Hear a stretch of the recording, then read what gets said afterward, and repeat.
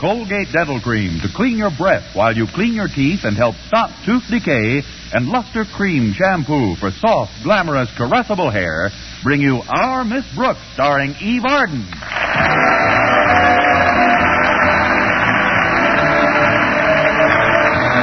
It's time once again for another comedy episode of Our Miss Brooks, written by Al Lewis. Well, many of us find it extremely difficult to get up early every morning, but our Miss Brooks, who teaches English at Madison High School, has been doing it for years. Yes, and I've learned one thing about early rising that's helped me immeasurably. Once I jump out of bed, close the window, and do my setting up exercises, there's only one more thing I want to do, and that's to get right back in bed again. Last Friday morning, though, I was up and almost dressed by the time my landlady knocked on the door. Time to get up, Connie. I am up, Mrs. Davis. Come on in. I'm trying to get to school early so I can chat with Mr. Boynton for a few minutes before our first class.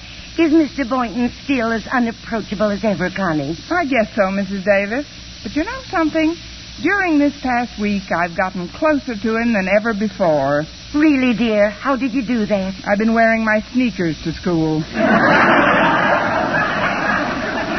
I hope I've got time for breakfast before Walter Denton comes to pick me up. There's something he wants to talk to me about before school starts.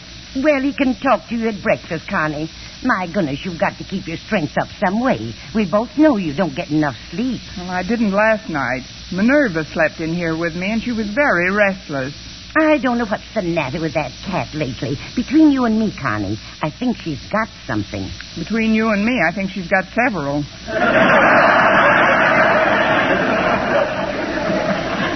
Maybe it's a mistake to let her get so friendly with the collie next door. They play together all the time, you know. Oh, so that's the source. Mm-hmm. Minerva had me up half the night with her pounding. That's just her tail beating on the floor while she's hunting. Well, I don't mind her tail thumping so much, but every time she catches something with one paw, she applauds with the other three. Suppose we join Minerva in the breakfast nook. I've just given her some milk. Fine, I'll have a saucerful, too. Sit right down, dear. I'll boil you a couple of eggs. Just one egg will be plenty, Mrs. Davis. Well, Oh, Walter...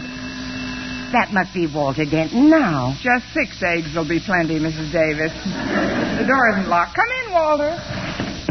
Hiya, Miss Brooks, Mrs. Davis. Hello, Walter. How do you want your eggs, Walter? Quickly, please. You had any breakfast yet? Oh, sure, but it's 7:30 almost, and we eat an awful early breakfast at my place. How early? 6:45. I don't know how you're still standing up. I'll whip up an omelet for all of us. Miss Brooks, I'd like to ask you about something. What's that, Walter? Well, as you know, Halloween is usually celebrated tomorrow night, Saturday. But Harriet Conklin's going up to her folks' bungalow at Crystal Lake for the weekend, so we wondered if it would be all right with you if we celebrated the holiday tonight. Well, why come to me? Shouldn't you contact the Goblins Union? We wanted to sort of have a little party. You know, Harriet, my pal Stretch Snodgrass, and I, and we were planning on inviting you, too. Oh? Where were you planning on holding this party, Walter? At your place. How nice of you to invite me along.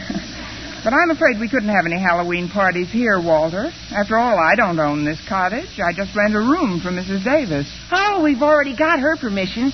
She's going to the movies tonight. Harriet asked her on the phone yesterday. It's just up to you, Miss Brooks. Well, I'm afraid I'm not interested in Halloween parties, Walter. I've got quite a bit of work to catch up on, and tonight looks like an ideal time to do it. Sorry, but you'll have to hold your party someplace else. Gee, Miss Brooks, Harriet and Stretch will be awfully disappointed. And so will Mr. Boynton. Mr. Boynton? Yeah. I was talking to him yesterday, and he was saying what swell fun he always thought Halloween was when he was a kid. And then we invited him to the party, too. And he accepted. And now there's no place to have the party. What's wrong with having the party right here?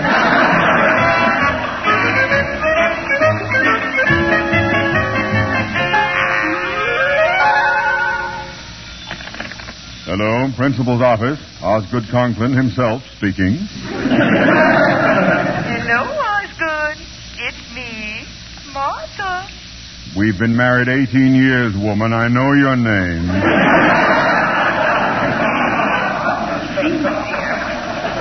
Do try not to be so testy. Do you realize that you left home this morning without even saying goodbye? Well, that's easily remedied. Goodbye. Wait, Osgood. I just called to remind you about your doctor's appointment this morning. He said he wanted to see you before we go to Crystal Lake tomorrow. I am well aware of that fact. I've had plenty of time to think about it during the sleepless hours I spent listening to your dog thumping his tail at the foot of our bed all night. But Prince was so lonesome, dear. After all, we've got each other. He's all alone. Well, he wasn't alone last night. I never heard such scratching in all my born days. What's he got, anyway? Well, he can't possibly have anything, dear. You know he doesn't play with other dogs. In fact, he would have died of loneliness last week if I hadn't taken him over to Mrs. Davis's to play with her cat, Minerva. Well, you've got to keep him away from me. My blood pressure is higher than it's been in years. To make my morning complete, when I bent down to tie my shoelaces, my glasses fell off. Did they break?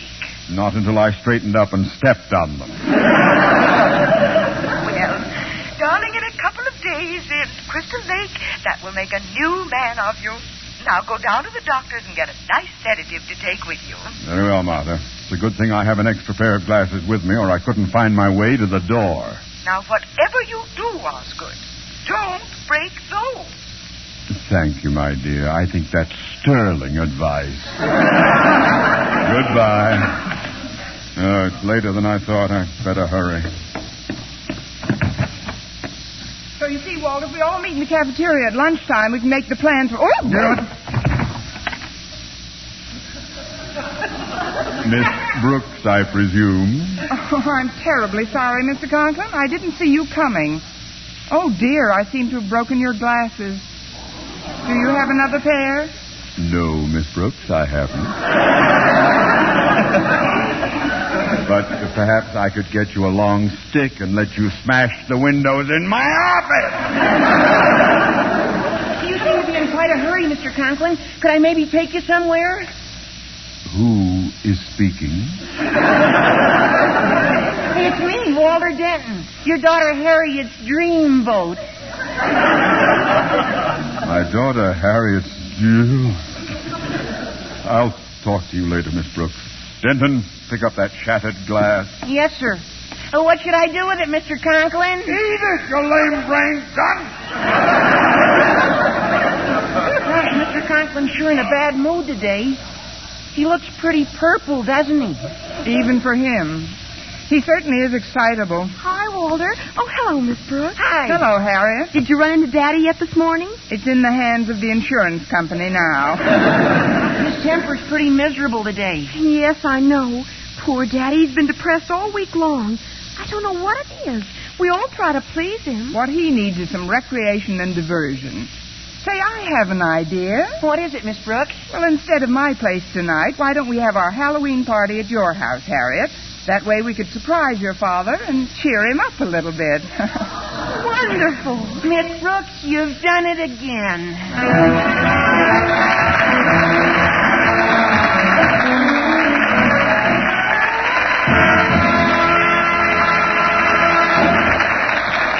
Our Miss Brooks, starring Eve Arden, will continue in just a moment. But first, here is Vern Smith.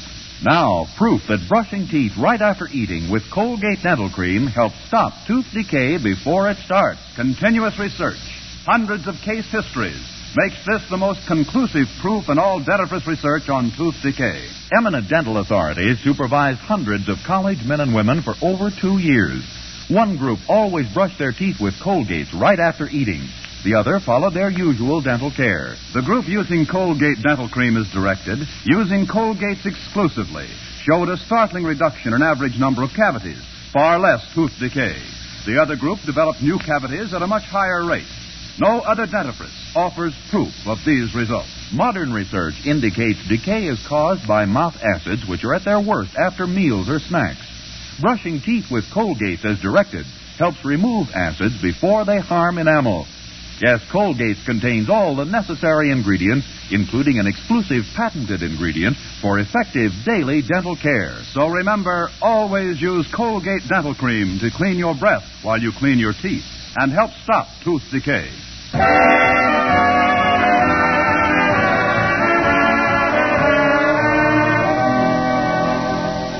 Anxious as I was to get back into Mr. Conklin's good graces, I determined to make the Halloween party Friday night a roaring success.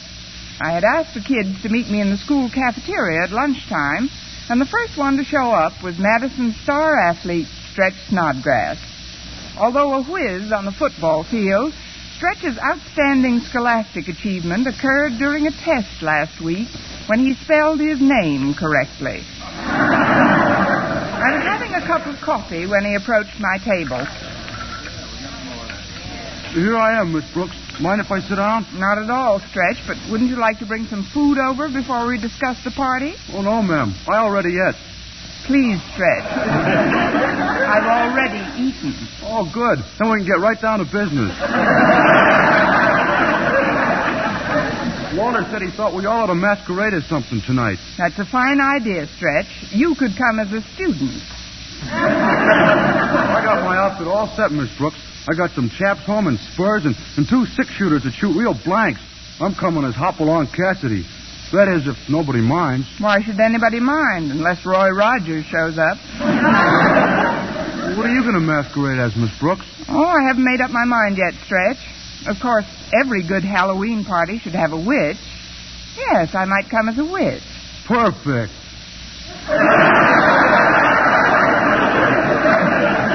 Don't sound so enthusiastic. Pretty short notice to get a costume made, and I may not... Why go to all that trouble? Why don't you just wear what you got on? Big as he is, I'll have to slug him. Now, look, Stretch, Hi, Miss Brooks. Stretch. Well, things are sure shaping up. Look at these swell noisemakers I bought this morning. When did you find time to get all this junk, Walter? I sneaked out of one of my morning classes. Walter, you didn't. Well, it was important, Miss Brooks.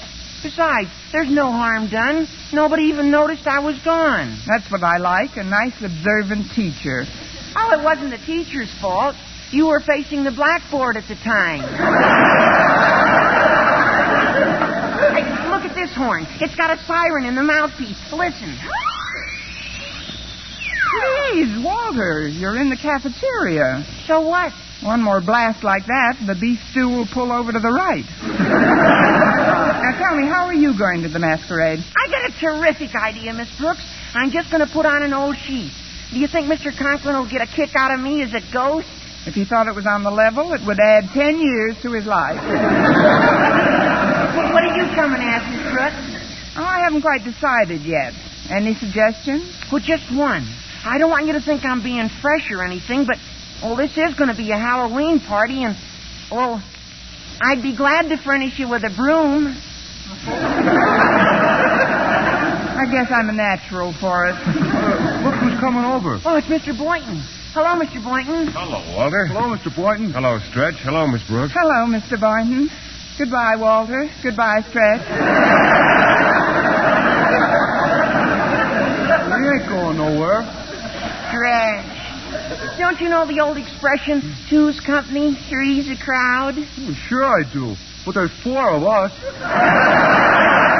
on, Stretch. We gotta help Harriet figure out a costume for tonight. See you later, folks. Yeah, see you later, folks. Oh, so long, boys. Well, Miss Brooks, I think it's a splendid idea you're giving this little surprise party for our principal tonight. It should do him a world of good. It should do us a world of good, too, if he brightens up a bit. What kind of an outfit do you think you'll wear, Mr. Boynton? Well, I've got a skeleton costume home that I used to have quite a bit of fun with in my college days. It's just a black, tight-fitting garment with a bunch of bones hanging on it. Bones? Yes, they're treated with a phosphorescent paint that makes them glow in the dark. It's quite a startling effect, the more so since I gathered the bones when I was an anatomy student. From anyone I know? I don't mean to dwell on it, Miss Brooks, but I find bones a rather fascinating subject, don't you? That depends on what they're wrapped up in. Yes. How are you masquerading tonight? Oh, I don't know. If you're coming as a skeleton, maybe I'll come as a bottle of vitamins. I'm really a little stumped, Mr. Boynton. What do you think I should be? Well, the two most popular figures associated with Halloween are a black cat and a witch. And I'm much too tall for a cat.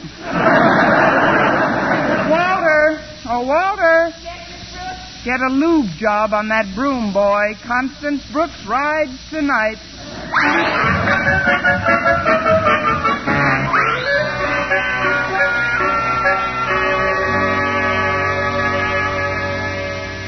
I'm glad we're going away in the morning, Martha. Dr. Benson told me I'm very close to the breaking point. Yes. Of course, I'll... Don't shout so. He said that some of my trouble was caused by my blood pressure, but that part of it was due to an overactive imagination. He wants me to be calm, relax more. I'd like to see him relax with that recurring dream I've had. You mean the one where the ghost visits you at night? Yes. Only the last couple of times it's gotten worse. Instead of a plain ghost, I've been getting one with Walter Denton's head on it. Really, Osgood, I just don't know what you've got against that poor boy.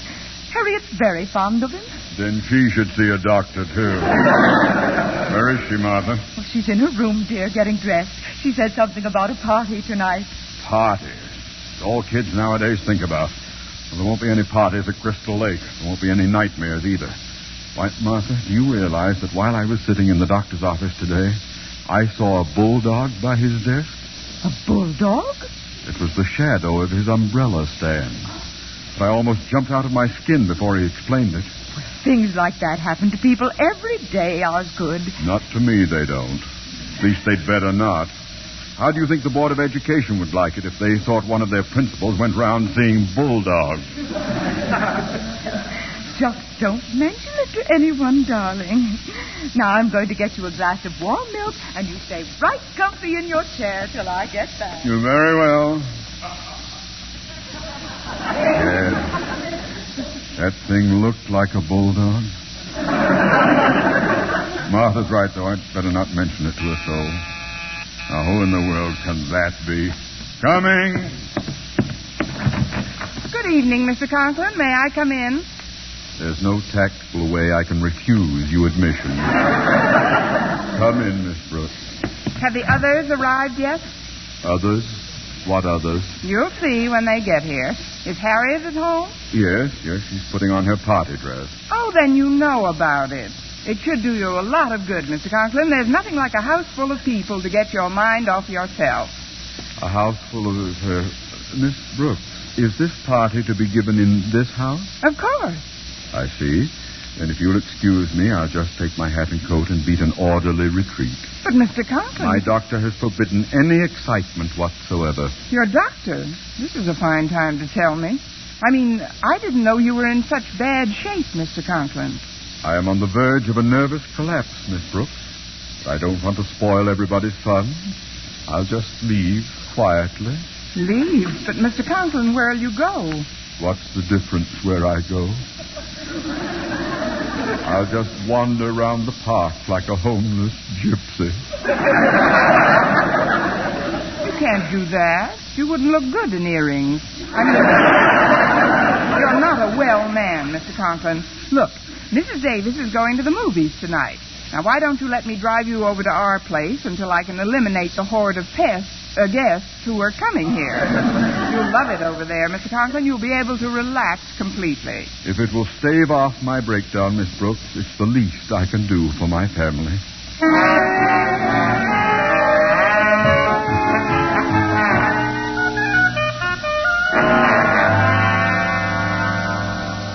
Brooks left right after dinner, Mr. Boynton. I guess she forgot to buy a few items for the party tonight. I'm sure she'll be right back. Fine. Swell. This way our surprise will work out even better. Surprise? Yes, ma'am. We thought we'd try out some of our Halloween tricks on Miss Brooks before we go over to Mr. Conklin's house. That's a wonderful idea. I hope I didn't scare you in my ghost outfit.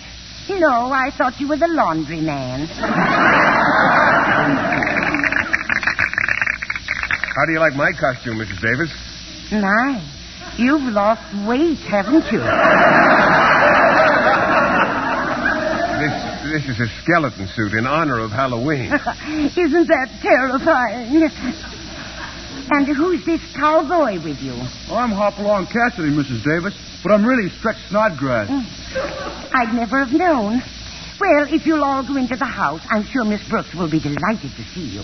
I've got to get down to the theater now. Oh, what movie are you seeing tonight, Mrs. Davis? Jolson Sings Again. Again?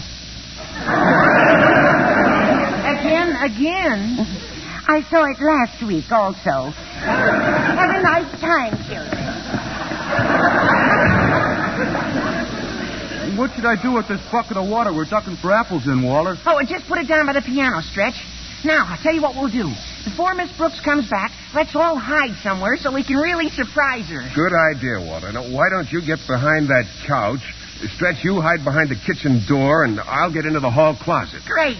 Then we'll all come out when I blow this whistle. Okay? Got you, Walter. Hey, look, out the window. Miss Brooks is coming up the walk, and she's got Mr. Conklin with her. Mr. Conklin? Oh, she probably wanted to get him out of the way while we were getting things ready at his place. So much the better. We'll surprise both of them at the same time. Now, first I'll put the lights out. Quick, let's get out of sight.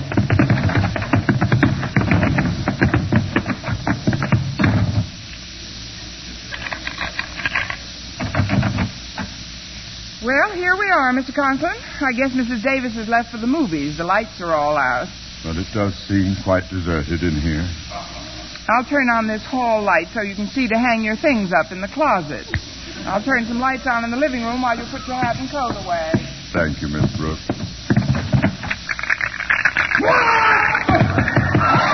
Miss Brooks! Miss Brooks! What is it, Mr. Conklin? What's the trouble? Your closet. In the hall. What do you keep in there? Just my coat, Mr. Conklin. I see. Tell me, Miss Brooks, is it a long black coat with luminous bones? Luminous bones? Oh, no. Oh, please wait right here, Mr. Conklin. I'll investigate. Oh, it's me, Miss Brooks. You should have seen Mr. Conklin's face when... Get behind those other coats immediately, Mr. Boynton. But, Miss Brooks... I can't explain now, but don't you dare come out of there until you get a signal. Well, Miss Brooks, what did you see? See? I didn't see anything, Mr. Conklin. It must have been your imagination. My imagination? Then the doctor was right. What's that, Mr. Conklin? I'd rather not talk about it, Miss Brooks. If I could just lie down somewhere. Oh, of course, Mr. Conklin. Just stretch out on this couch. I'll go get another cushion for you. All right. That's better.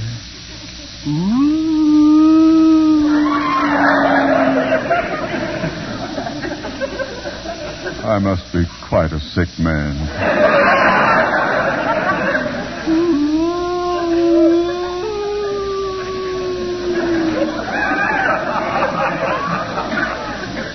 If I weren't sick, I wouldn't be moaning like this.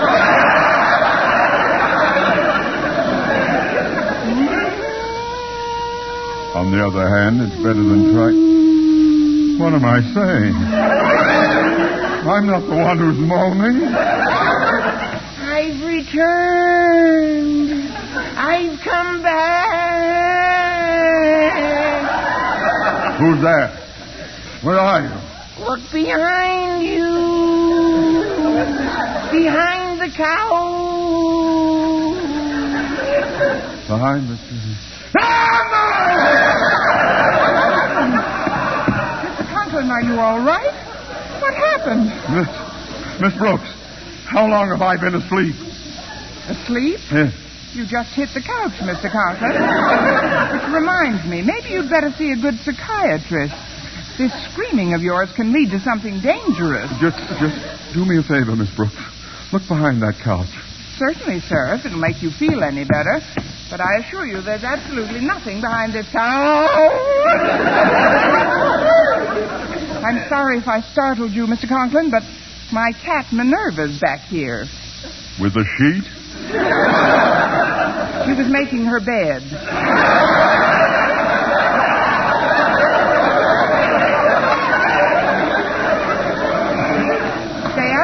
Miss Minerva. There's a good Gurga boy. A girl. If you don't mind, Miss Brooks, I'd like to take a couple of pills my doctor prescribed.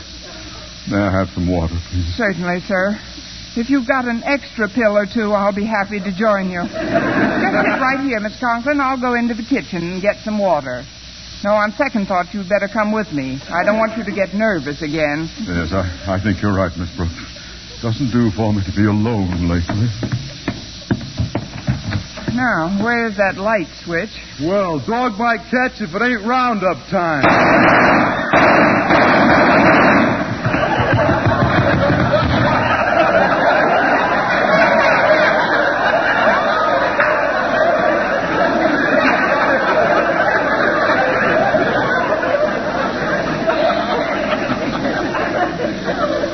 What was that?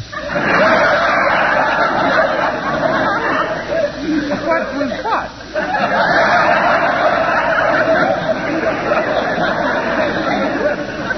Miss Brooks, do you mean to tell me I've actually taken leave of my senses? Oh, it isn't a real leave, Mr. Conklin. You're just on a weekend pass. Oh, lots of people get temporary hallucinations. Maybe we'd better go back to your house. Yes, at a time like this, I suppose I should be near my loved one. Happy Halloween, Mr. Conklin. Look, it's me. Zinman, how did you... What's this? It's just my coat coming over. Get back to the closet. It's me, Mr. Conklin. I'm a skeleton, see? Look at me, Mr. Conklin. I'm Hopalong Cassidy, and I'll plug the first hombre that makes a move. Snodgrass. Oh, stop that! I must control myself. What's wrong, Mr. Conklin? You don't seem to be enjoying yourself. Yeah, it's all jumpy and funny. Gosh, Miss Brooks went to a lot of trouble to get this thing organized. Walter, please. Oh, Miss Brooks organized it, did she? Sure, she planned the whole thing. She deserves every bit of credit. Well, she's certainly going to get it. Miss Brooks, I want you... Miss Brooks, get your head out of that bucket. This is no time to be ducking for apples. Who's ducking for apples? I'm trying to drown myself.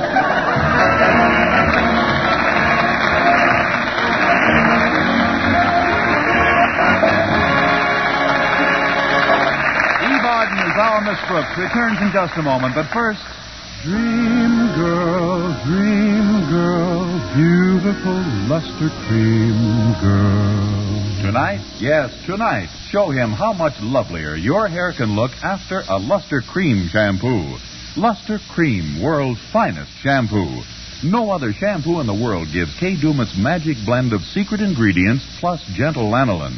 Not a soap, not a liquid. Luster Cream shampoo leaves hair 3 ways lovelier.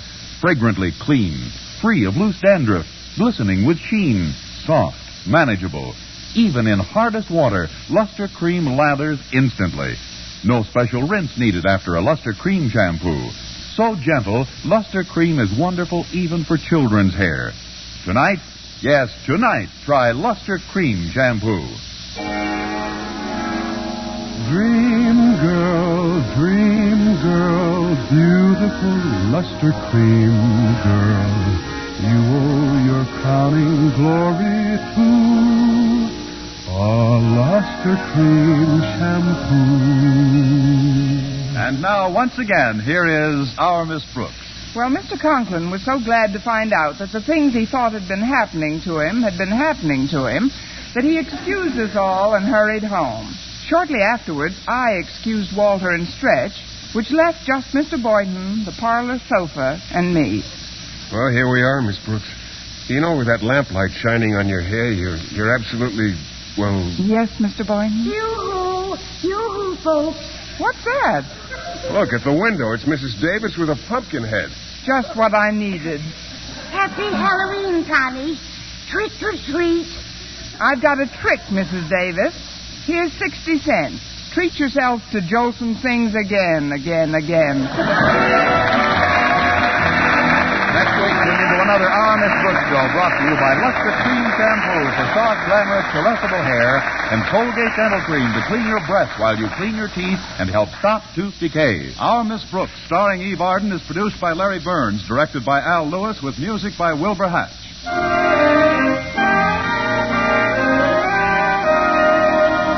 Men, here is actual, factual proof of more comfortable, actually smoother shaves while using Palmolive Lather Shaving Cream. 1,251 men tried the Palmolive Lather way to shave, described on the tube. And no matter how they had shaved before, 3 out of 4 got more comfortable, actually smoother shaves. Try Palmolive Lather Shaving Cream. See if you don't get more comfortable, actually smoother shaves. The Palmolive Lather Shaving Cream way. Be sure to listen to Mr. and Mrs. North Tuesday evening over most of these same stations. And be with us again next week at this same time for another comedy episode of Our Miss Brooks. Bob Lamont speaking. This is CBS, the Columbia Broadcasting System.